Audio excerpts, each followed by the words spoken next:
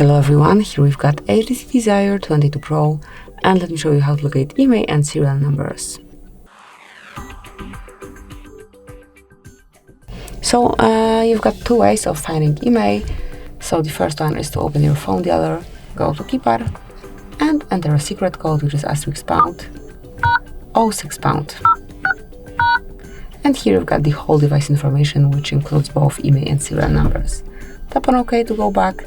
And now you can reach those numbers via settings. So at first, enroll the list of all apps, go to settings, find and select about phone, and here go a bit lower, where you will be able to read both IMEI numbers, and then under model, you can read serial number as well. So that's it, that will be all. Thank you for watching. Please subscribe our channel and leave the thumbs up.